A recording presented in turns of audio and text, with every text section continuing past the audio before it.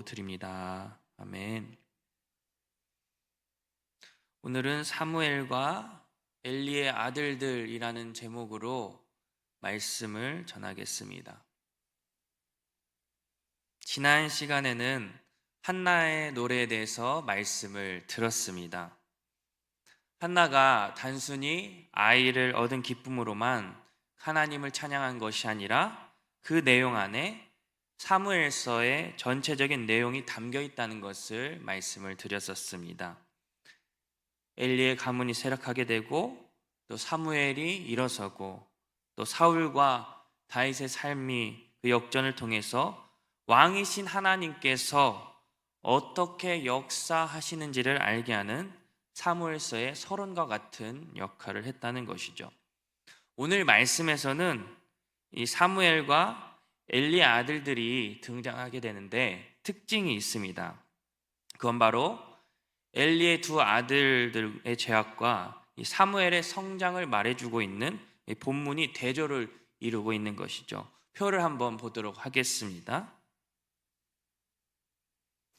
우리가 표를 보시면 아시겠지만 이 사무엘과 엘리의 아들들의 삶이 비교가 되는 것을 알 수가 있어요. 조금 더 명확하게 본다면 이렇습니다. 11절, 18절, 21절, 26절에 그러니까 아이 사무엘의 본문만 나열해 봐도 성경이 얼마나 섬세하게 구조를 짜였는지 우리가 알 수 있는 겁니다. 섬기고 섬기고 잘하고 잘하고, 그렇죠? 그리고 사무엘이 비록 한나와 헤어졌지만 아이를 자라게 하시고 곁에서 돌보시는 분이 여호와 하나님이심을 드러내고 있다는 것입니다. 그러니까 아이 사무엘은 항상 여호와 앞에 있었고 여호와 함께 있었던 것입니다. 이제 엘리의 두 아들도 한번 보도록 하겠습니다. 12절과 17절, 22절, 25절에 이것도 마찬가지로 4개의 본문이 다시 2개의 쌍을 이루고 있습니다. 그러니까 12절과 17절은 이 부정적인 단어가 있죠. 나빠, 죄.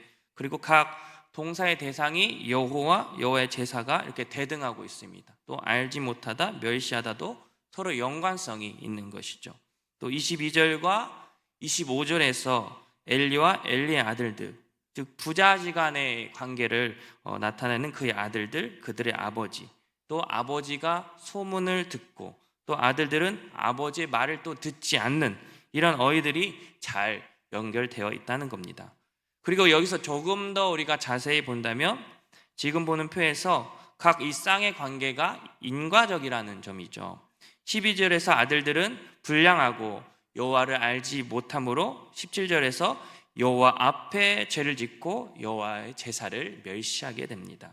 그리고 22절에서 아들들이 백성들에게 행한 악행과 해망문 여인들과 동침하는 소문을 듣고 엘리가 훈계하지만 25절을 보면 아들들은 아버지의 말 듣지 아니하므로 이에 여호와께서 죽이시기로 작정하신 거죠.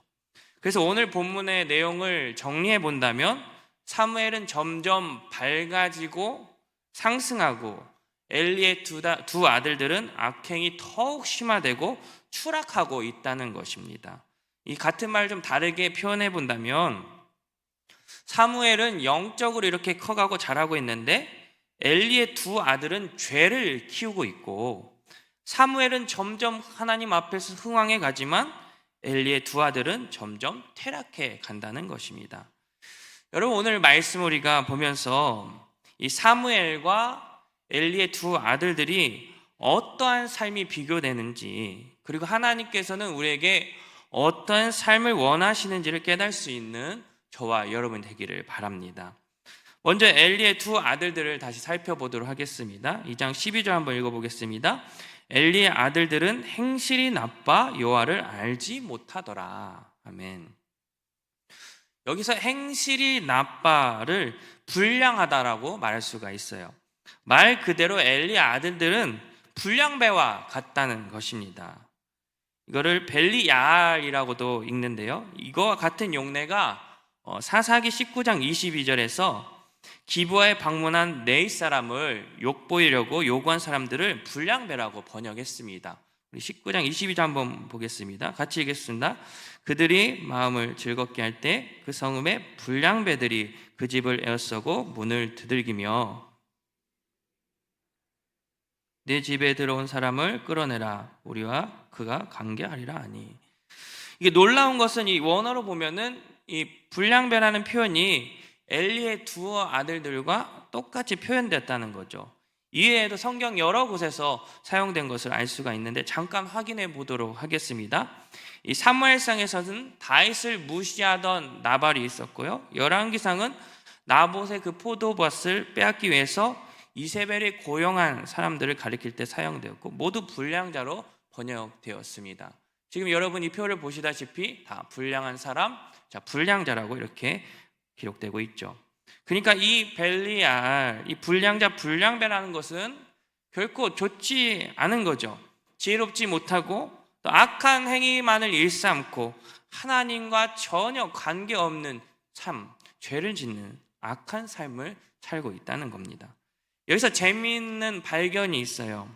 한나가 이전에 울먹이면서 기도할 때 엘리는 한나를 보면서 당신 술 취한 것 아니냐 이렇게 나무랄 때 그러면서 한나가 저를 악한 여자로 여기지 말라고 했는데 여기서 그 단어가 벨리알이라는 단어가 사용됐다는 거죠. 그러니까 엘리는 한나를 불량하게 보면서 오해를 했지만 정작 자신의 두 아들들이 불량한 삶을 사는지를 제대로 파악하지 못했다는 거죠. 아무튼 이 불량한 엘리의 두 아들들이 여호와를 알지 못하더라고 했습니다. 이것은 하나님과의 어떤 실존적인 만남이 없었다는 의미가 있는데, 즉 여호와를 삶으로 경험한 관계가 형성되지 않았다는 것입니다. 그러니까 엘리 아들들은 단순히 여호와를 알지 못한 자들이 아니라 여호와 하나님을 온전히 경험하지 못한 불량한 자들이었다는 것이죠. 살아계신 하나님을 깊이 경험하지 못했다는 것입니다. 이들이 하나님을 제대로 알았다고 했다면 우상 숭배와 죄를 멀리했을 것이고 지혜와 지식의 근본인 하나님을 경외하고 모든 일과 모든 길에 여호와 하나님만을 신뢰했어야만 했었죠. 그러나 엘리의 아들들은 이런 알미 전혀 없을 뿐만 아니라 진실로 여호와 하나님을 알지 못하므로 눈이 있어도 보지 못하고 귀가 있어도 듣지 못하고 하나님께 집중하는 그 마음의 분별력이 전혀 없었다는 것입니다. 그저 자신의 쾌락만을 사랑하는 악한 일만 행했다는 것이죠. 여호와를 알지 못했다는 말이 구약에서 비슷하게 쓰인 용례가 있습니다. 사사기 2장 10절 말씀 우리 같이 읽도록 하겠습니다. 시작.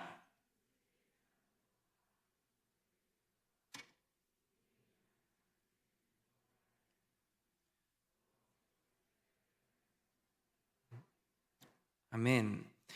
여기에서도 여호와를 알지 못하는 이 사사시대 사람들은 하나님을 떠나고 말씀과 규례를 지키지 않고 오히려 이방 우상신들을 섬기면서 타락의 길에 들어서게 됐다는 것을 우리가 알 수가 있는 거죠.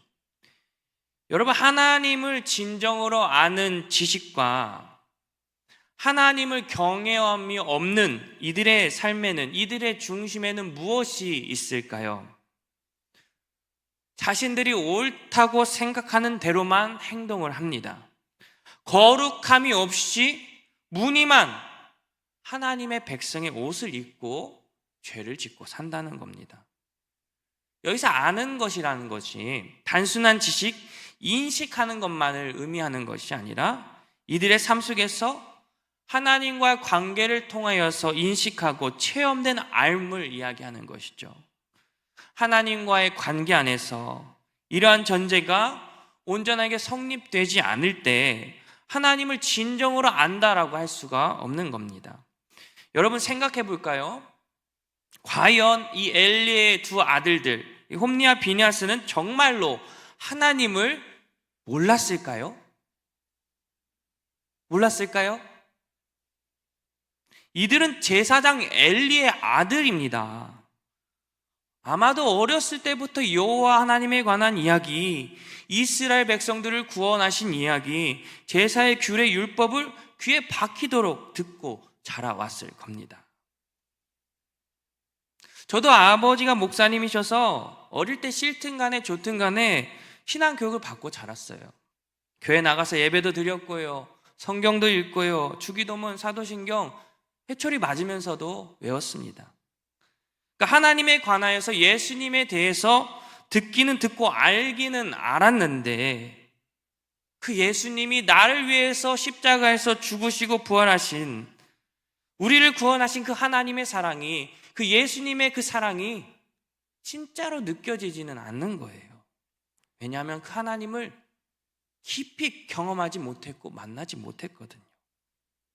하나님께서 말씀을 통해서 이렇게 예배를 드리면서 나의 삶에서 어떻게 역사하시고, 아니 하나님께서 나의 삶을 이끄시는 것조차도 모르고 살았으니까요.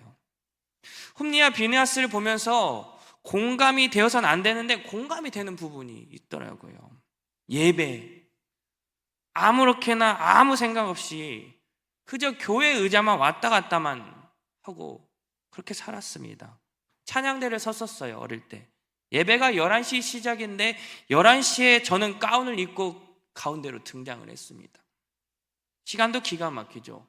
예배 시간 종치고 묵도할 때, 그리고 설교 시작하면 잠이 들고, 축도하면 눈이 뜨고, 오후 예배는 또 방송실 가서 PPT 넘기고 다 넘기면 또 자고, 이런 세월이 20살이 넘어서까지도 그랬으니까 얼마나 그 예배 태도가, 하나님과의 관계가 없었겠습니까? 제가 하나님을 머리로만 알았다면 저는 아마 이 자리에 없었을 겁니다. 감사하게도 삶에서 여러 가지 상황과 환경과 또 환난과 어려움을 또 마주하면서 그 안에서 말씀하시고 그 안에서 이끄시는 그 크신 하나님을 진짜로 알게 된 거죠. 하나님께서 진짜로 살아 계신다는 것을 경험한 것입니다. 하나님께서 저를 정말로 사랑하신다는 것을, 예수님께서 나를 위해서 나의 죄 때문에 우리를 대신해서 십자가에서 못 박혀 고통당하시고 죽으신 주님을 인격적으로 만나게 된 겁니다. 사랑하는 성도님 여러분, 말씀드리고 싶은 이것입니다. 우리가 하나님을 아는 것, 말씀을 통해 귀로 듣고 성경을 통해서 눈으로 보고 교회를 다니면서 하나님, 예수님, 성령님에 관해서 배우는 것 매우 중요합니다. 그러나 내가 머리로 알므로 지식으로만 끝나는 것이 아니라 하나님께서 말씀으로 내 삶에 역사하시면서 예수님께서 나를 이끌어 주시고 성령님께서 나와 도와주시고 함께 하심을 우리는 경험해야 한다는 겁니다. 인식해야 된다는 거예요. 교회를 오래 다니고 내가 수십 년 동안 신앙생활을 하고 내가 어떠한 직분을 받고 이게 중요한 것이라기보다는 내가 하나님을 진실로 믿고 하나님을 인식하고 하나님 말씀을 듣고 하나님을 의지하고 하나님 뜻대로 하나님 말씀대로 사는 삶으로 살아가느냐가 중요한 것이죠. 이것이 진짜 하나님을 믿고 하나님을 아는 삶, 하나님을 경험하는 삶이 아닐까요? 그런데 엘리의 두 아들들은 하나님과 전혀 상관없는 삶을 살아갔습니다. 진실로 하나님을 알지 못했다는 것이죠. 이러한 무지함을 말해주는 행동들이 오늘 본문 말씀에 이어서 나오게 됩니다. 우리 13절, 14절, 15절, 16절 보도록 하겠습니다. 우리 다 같이 한번 또 읽도록 해보겠습니다. 시작. 그 제사장들이 백성에게 행하는 관습이 이러하니 곧 어떤 사람이 제사를 드리고 그 고기를 삶을 때 제사장의 사환이 손에 3살 갈고리를 가지고 와서 그것으로 냄비에나 솥에나 큰 솥에나 가마에 찔러 넣어 갈고리에 걸려 나오는 것은 제사장이 자기 것으로 가지되 실로에서 그곳에 온 모든 이스라엘 사람의 이같이 할 뿐 아니라 기름을 태우기 전에도 제사장의 사환이 와서 제사 드리는 사람에게 이르기를 제사장에게 구워 드릴 고기를 내라. 그가 내게 삶은 고기를 원하지 아니하고 날 것을 원하신다 하다가 그 사람이 이르기를 반드시 먼저 기름을 태운 후에 내 마음에 원하는 대로 가지라 하면 그가 말하기를 아니라 지금 내게 내라. 그렇지 아니하면 내가 억지로 빼앗으리라 하였으니. 여러분, 이 엘리의 아들, 두 아들들이 왜 벨리야, 왜 불량한 사람인지 설명해 주고 있는 말씀이 되는 거죠. 그 제사장들이 행하는 관습은 이러하니라라고 했습니다. 그러니까 한두 번 했다는 것이 아니죠. 습관적으로 상습적으로 악을 행했다는 겁니다. 그러니까 13절에서 14절과 또 15절과 16절 둘 다 제사 때 행해진 악행들이에요. 이 첫 번째 관습을 보면은 이들이 얼마나 탐욕스러운지를 보여주고 있습니다. 그러니까 레위기 7장 34절과 또 신명기 18장 3절에 제사장들이 제사를 드린 후에 취할 수 있는 고기 부위가 있어요. 지금 이렇게 노랗게 표시된 부위겠죠. 뒷다리, 가슴, 이 등을 제사장 몫으로 받을 수가 있었습니다. 그리고 생각해 본다면 실로는 이스라엘의 중앙 성소였습니다. 그래서 이스라엘 백성들이 절기를 지키면서 제사를 드리는 곳이기 때문에 많은 사람들이 오고 갔을 거란 말이죠. 그러니까 엘리의 아들들이 결코 고기의 양이 부족하거나 배고파서 이런 행동을 하지 않았다는 것이죠. 그런데 세 살 갈고리에 걸리는 고기를 다 취했다고 말씀하고 있습니다. 이 세 살 갈고리가 정확하게 어떻게 생겼는지는 알 수는 없지만 아마도 한 번에 이 고기가 많이 걸릴 수 있게 만든 것 같아요. 그리고 14절 보면은 냄비, 솥, 큰 솥, 가마 이렇게 찔러 넣었다고 했는데 이 비슷한 어휘들이 무려 4번씩이나 연속적으로 나열돼서 말씀하고 있습니다. 이것은 엘리의 아들들이 얼마나 욕심장애인지 탐욕스러운지를 보여주고 있는 것입니다. 더불어 15절과 16절은 이보다 더 심한 악을 행하죠. 레위기 7장 31절에 보면 먼저 여호와께 기름이 태워질 것을 말씀하고 있는데 이들은 여호와께 제물로 드려지기 전에 날 것의 고기를 먼저 취하려고 제사드려 온 사람들에게 협박과 압력을 가는 것이죠. 자신들의 취향대로 구워 먹기에 고기가 삶아지기도 전에 강제적으로 빼앗는 것은 하나님께서 정하신 제사의 절차를 완전히 무시했을 뿐만 아니라 여호와의 것을 훔치고 도둑질하는 악한 행위라는 겁니다. 더욱이 제사 드린 사람이 이건 아니잖아요. 보통처럼 기름을 태우고 가져가면 되잖아요. 이렇게 저항했음에도 불구하고 무시하고 억지로 빼앗아 갔다는 겁니다. 엘리의 아들들은 여호와 하나님의 존재를 전혀 의식하지 않았습니다. 하나님을 인식하지 않아 보이는 거죠. 오로지 자신들의 탐욕과 이익에 집중해서 그것을 채우기 위해서 제사장직을 수행했다는 겁니다. 그래서 17절에서 엘리 아들들이 이렇게 평가되죠. 우리 다 같이 읽겠습니다. 이 소년들의 죄가 여호와 앞에 심히 크면 그들이 여호와의 제사를 멸시함이었더라. 여러분, 누구보다 거룩하게, 누구보다 구별되게 제사를 드려야 할 제사장이 여호와의 제사를 멸시했습니다. 그 당시 제사는 무엇입니까? 하나님과 화목하고 교제하는 유일한 통로였어요. 그런데 이 두 아들들은 죄를 용서받는 수단 그 자체를 멸시하고 무시해버리고 말았습니다. 그런데 이들의 죄가 여기까지만 지었을까요? 서두에도 말씀드렸지만 이들의 죄는 점점 더 커져만 갑니다. 우리 22절 한번 보겠습니다. 같이 읽겠습니다. 시작.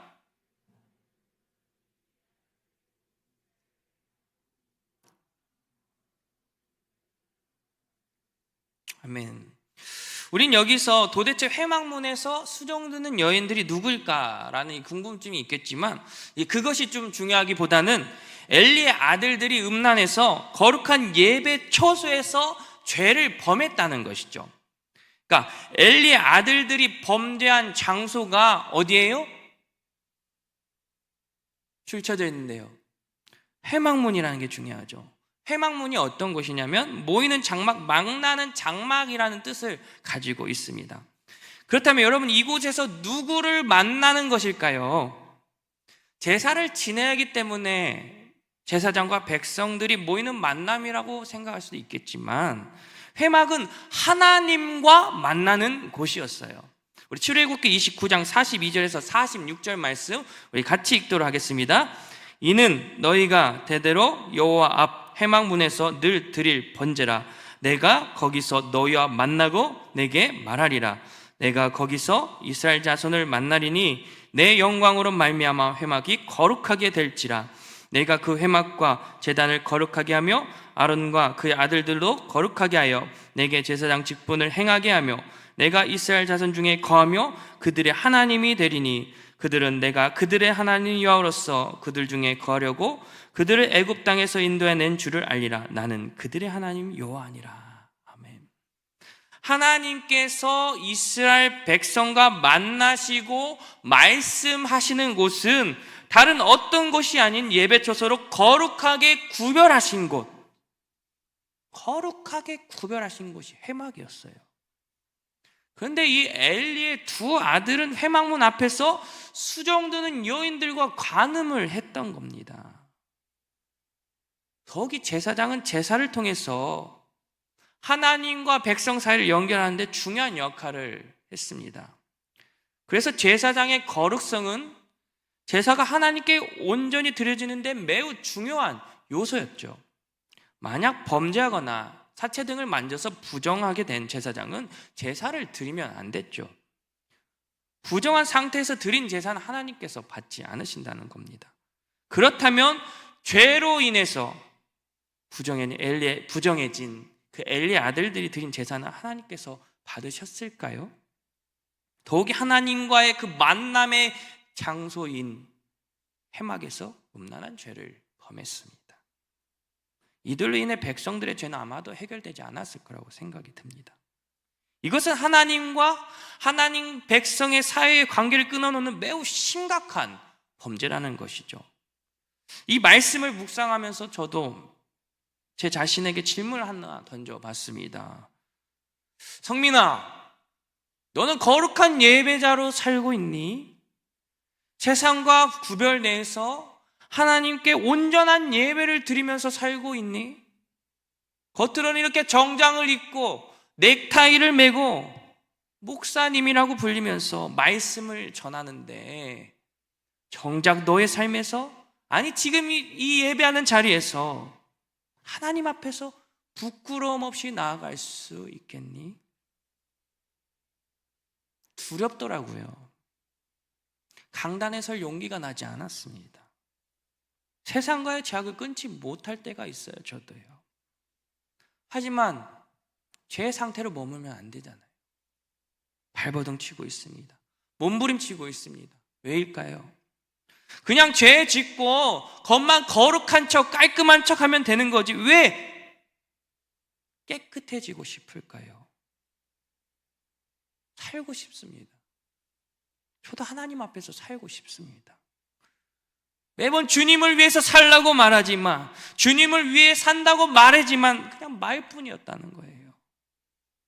죄된 삶만 드리고 이 거룩이라는 이 껍데기만 뒤집으시고 속은 온갖 죄악들로 가득 찬 제 모습을 회개합니다. 하루에도 수십 번씩 무너지고 넘어지고 주님 바라보지 않았고 세상의 것들을 바라봤음을 회개합니다. 하나님과의 관계가 끊어지고 또 하나님의 시선조차 다른 곳으로 옮겨지게 된다면 우리가 어찌 그 앞에서 살아갈 수 있겠습니까? 사랑하는 성도 여러분, 하나님의 자녀로 예배자로 부르신 우리의 삶이 세상과 타협하여서 무너지고 무뎌지고 말씀 앞에서 무반응하는 죄악된 삶이 되지 않기를 바랍니다. 나의 욕심과 어떤 욕망으로 나의 어떤 유익과 이익을 위해서 우리가 주님의 일을 감당해서는 안 되는 거예요. 하나님과의 만남이 이루어진 이곳에서 그리고 우리의 삶 속에서 우리는 하나님의 거룩하심을 따라 살아가는 거룩한 하나님의 백성임을 결코 잊어서는 안 된다는 것입니다. 지금까지 이제 엘리의 아들들의 죄악들을 봤어요. 제사장의 신분이 그들의 영적 상태와 삶의 현실은 희망조차 없습니다. 마치 사사기 21장 25절에 있는 말씀과 같아요. 한번 읽어볼까요? 그때 이스라엘 왕이 없으므로 사람이 각기 자기의 속에는 옳은 대로 행하였더라. 이 말씀을 증명이라도 한 것처럼 이들은 계속해서 나락으로 떨어져 갔죠. 하지만 이런 시대에 하나님의 등불을 밝힐 누구를 준비하셨다고 했나요? 바로 사무엘입니다. 이제 사무엘이 어떠했는지를 보도록 하겠습니다. 우리 11절, 18절 같이 읽도록 하겠습니다. 엘가나는 라마에 자기 집으로 돌아가고 그 아이는 제사장 엘리 앞에서 여호와를 섬기니라. 사무엘은 어렸을 때 세마포 에봇을 입고 여호와 앞에서 섬겼더라. 아멘. 여러분, 누구를 섬겼다고요? 여호와를 섬겼다고 말씀하고 있습니다. 왕이 없어 각기 옳은 대로 살아갔던 매우 암울한 시대에 사무엘은 하나님을 왕으로 섬기며 살아갔다는 것이죠. 그렇다면 어린 사무엘이 이렇게 하나님을 섬기며 살아가는 것이 누구의 영향이었을까요? 질문을 바꿔볼게요. 누구의 영향력이 컸을까요? 엘리 제사장일까요? 저는 한나라고 말씀드리고 싶습니다. 우리 19절 말씀 보도록 하겠습니다. 같이 읽겠습니다. 시작.